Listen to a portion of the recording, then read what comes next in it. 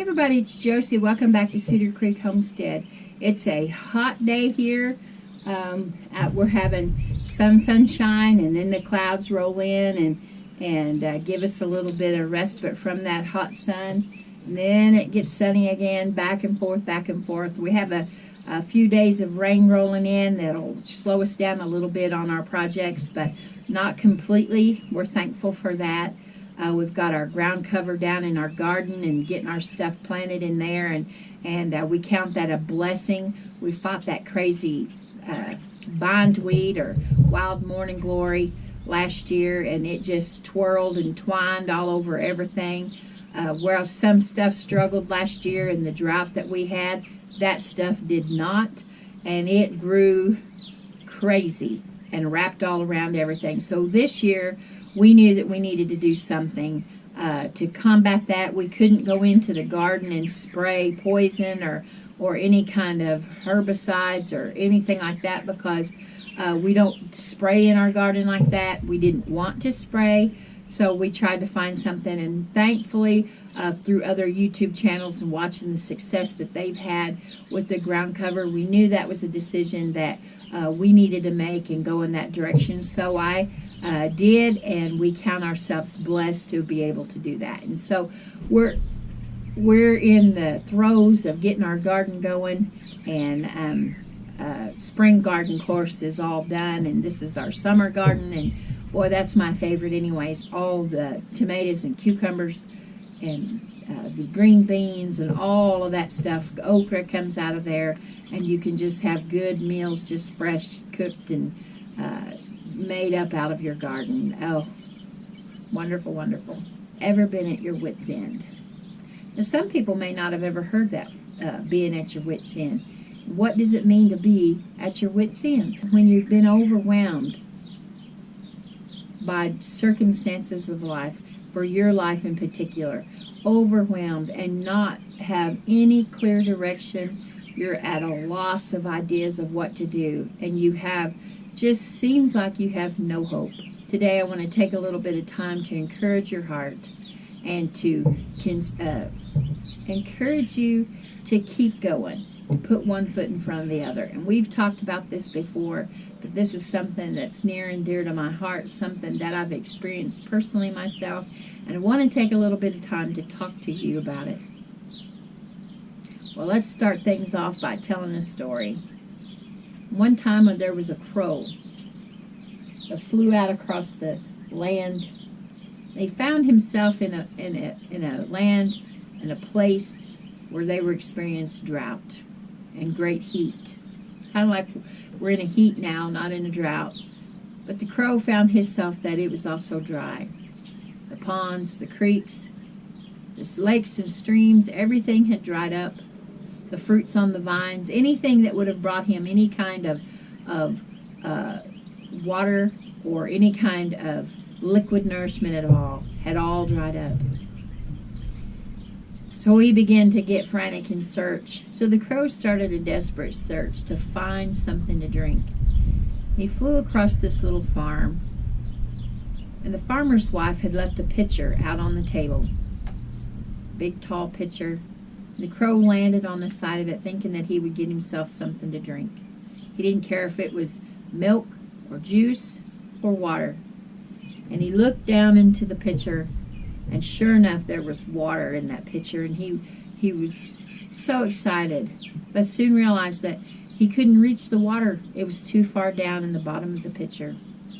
Well, he could have flew off in desperate search, continuing to look for something to drink. But instead, he began to think, what could he do? And so the crow began to fly around the farmyard and find pebbles here and there and everywhere, and brought pebbles back, and one at a time dropped those pebbles into that water pitcher. And the water in that pitcher began to rise up higher and higher until the crow could get his beak down in there and get him a good drink of refreshing water. He used his brain, he used his wit. And sometimes we use our wit for a good thing. We come up with a way to overcome a problem, find the answer, to whatever it is that's got us in such a quandary. But other times we find ourselves at our wits' end. We don't know, the old saying, come here from Sikkim. And that can be quite a scary situation. And a lot of people are facing that right now. Life changes for people. Sometimes daily things change. And when you seem like you were up on a mountain at one moment, you'll find yourself down in the valley the very next moment. And sometimes it makes us question and challenge the things that we know to be true for ourselves. Our comfort zone kind of gets a little fuzzy, and all of a sudden we're not so comfortable anymore, and we're wringing our hands and we're worrying just a little bit. We all know the situations that are going on today with inflation and, pardon me, we all know the things that are going on today with inflation and all of the, just seems like the mess that we happen to be in. And it can really cause some fear in people's lives, and really just questioning how in the world they're going to make it. How in the world are we going to make our ends meet? How are we going to take care of the things that we have? Here on Cedar Creek, we've had to ask those same questions ourselves. We have a herd of cows, and we know our finances, and we know all of the things that it takes on the daily to run a farm, and things are having to be readjusted because feed prices and hay prices, diesel prices, gas prices, the prices of all of the things that affects us on a daily basis has changed. And so we've had to readjust. And there has been a little bit of fear and a little bit of concern and a little bit of wringing of the hands, because I'm not as experienced in the running of the farm as Howie was. And I'm having to learn a lot of lessons myself. And so I'm trying to encourage you all today that to keep pushing forward and keep doing everything that you can to learn about the place that you find yourself in. Think about that crow and how thirsty the crow must have been. And it, instead of flying on and leaving that little bit of water behind, it did everything that it could to raise that water level up so that it could have a good drink of water. And we need to do that sometimes. We need to say, okay, I have way more month than I've got money. And what am I going to do? Am I going to just throw my hands up and say, okay, banker man, come and get everything? Or we just can't make it, so we're not going to have any supper this week. Unfortunately, we know that there are people that have to do that. They're at their wits' end. They don't have anything else to give. But I tell you, as long as there's hope in our bodies, as long as there's breath in our lungs, we have hope. There's a song that the Easter family sings, a Christian group, and they sing a song. It talks about when you're hanging by a thread. And a lot of us find ourselves today in our families with all of the things that are going on, hanging by a thread. The song goes on to say, if you should slip and reach rope's end, you'll find the hem of his garment. The most encouraging thing that I can tell you today is hold on to the hem of his garment, him being Jesus. The story about that hem of the garment is the lady that had an issue of blood for years and years. And the Bible says that she tried many physicians, and none of them can help her. But when she got to a place that she was so desperate, she sought out the one that she knew had the answer, and she got a hold of the hem of his garment. And Jesus knew. He turned and said, "Who touched me?" And he goes on to say that he felt the virtue leave him and that she had been healed. So I'm encouraging you guys today to tie a knot in that rope. Imagine yourselves holding on to the hem of his garments. reaching out to Him, spiritually calling out to Him. Now you might say, Josie, I don't have any pebbles in my pocket. I don't have any pebbles laying around to raise the water levels. In the natural, I don't have those things. I don't have those tools that are going to make the necessary adjustments that my bills can be paid and that groceries can be bought for my family. And sadly, there's a lot of people that feel like they're in that position. Now is the time for us to ask ourselves some difficult questions and be honest with ourselves about the answers. We have to make cuts. And I know people say, I've cut and I've cut and I've cut from my budget and there's not anything else to cut. There's always something else to cut. Sometimes we cut the cable. Sometimes we turn off all the phones except maybe one for the family to use, or you know, we don't go to the movies, or we don't, you know, run here, there, and everywhere. We don't eat out. We make a pledge that for this month we eat no meals outside of the home. We're eating at home. We pledge to use our leftovers. We can do this, guys. We can roll up our sleeves and go to work, find some ways to make things work for us. We all know that we're all in this challenge. We're all in this race. And as I said a couple of videos ago, we're all in the same waters. We're just in different boats. My boat, my situation is different than your boat and your situation. You may be able to go over the waves like nobody's business, and I may be having a challenge with every wave that comes. I have to readjust and refigure it out. None of us are the same, but we all have hope. We all can make it. You ever thought about what you would do if you found yourself in that crow's place? If you needed a drink of water and you couldn't reach the water and there was no other water around, what would you do? Would you look around and find something to reach down in there, dip down in there and get you a drink of water? I hope that you would. I hope that you wouldn't sit beside the water pot and die of thirst. That you would do everything you could, that you would use every part of your wit and your wisdom to figure out the problem. Hey guys, we're here today. There's all kinds of things that are going around. There's things that's happening on every hand. Seems like one thing after another. We get to have a sickness, and that dies down, something else happens. We have a shortage, that dies down, something else happens. The gas prices go up, and people readjust, and you don't hear about it for a little while, and then something else happens, and it all gets shaken up again. We are having to readjust almost on the daily. And sometimes it leaves us just at a place where, you know, we're wringing our hands and throwing them up saying, I can't go another inch. I've quit. I give up. But as long as we're living, as long as we're here in this life, we can't give up. We have to keep moving and keep encouraging ourselves, even if nobody else will.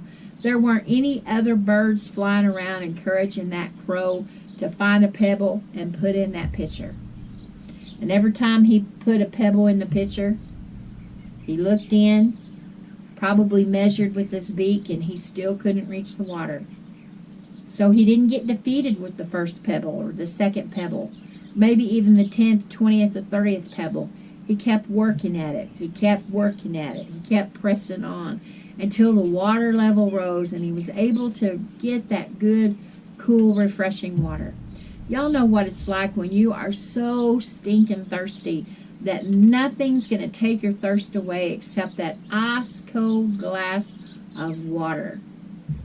I'm sure that's what that crow felt when he finally got his little morsel, got his beak full of water. I want to have my beak full of water. I don't want to quit. I don't want to die beside the pitcher because I was at my wit's end and didn't know what else to do.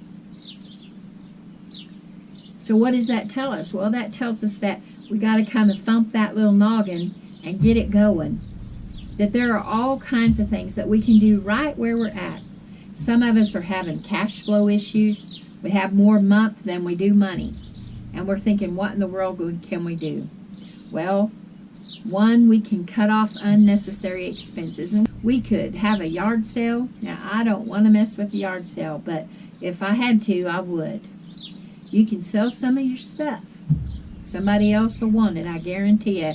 One man's trash is another man's treasure. So if you've got some stuff laying around that you're not using, take it off and sell it.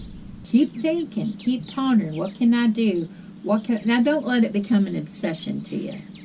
I would pray about it. I would really ask the Lord to help me come up with some ideas to make some money.